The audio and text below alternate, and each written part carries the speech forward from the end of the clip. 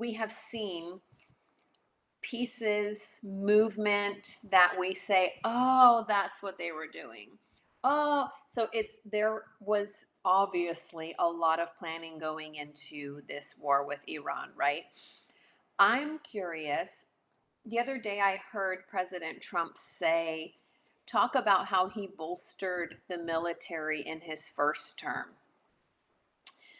Nobody decided this overnight, and we very well may not have the answer to this. How long have we been planning this, though? And what I love about that is you had mentioned, like, someone was saying it's been 15 days or whatever. A lot of people who realistically are either anti this war or just have are too short sighted, are thinking that something's going to buckle. I mean, this is so huge, even well beyond the Maduro situation that now we look at and see, right? I mean, things were happening before. So, what is, as of right now, kind of the furthest thing back in time that we see was a movement moving us towards this war?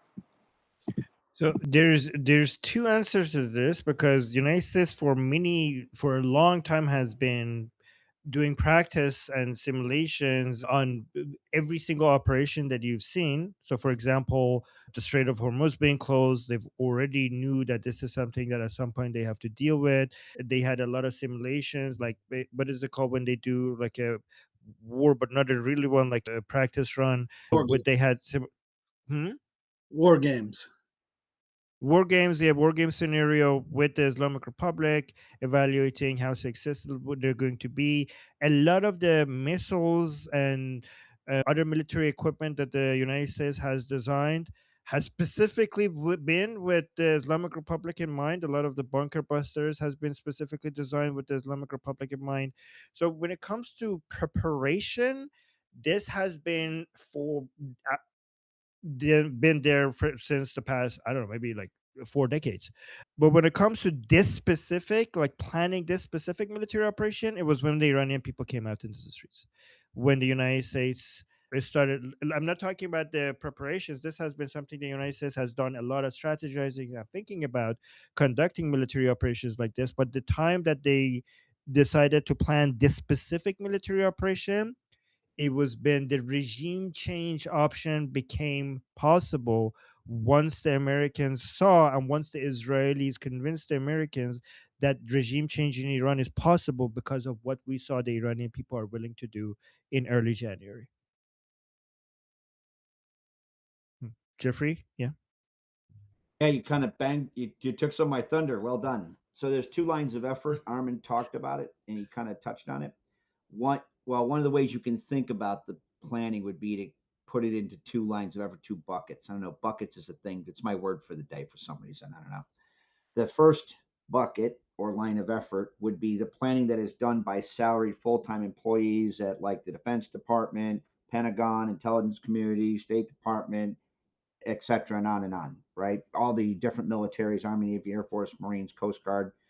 When Armin talked about like bunker busters or ground penetrating munitions being developed, that's actually wasn't wrong. There was something called the hard and deeply buried target and threat assessment program in the late 90s. This is when like the Mullah regime just started to bury and harden and strategically disperse all their primary assets. And then they had the hard and deeply buried defeat program, which looked on a couple of key items. One of these days, I'll have to see if I can send you some of the streamlined or redacted versions of that. I'll post some of the actual open source stuff in the chat in a minute.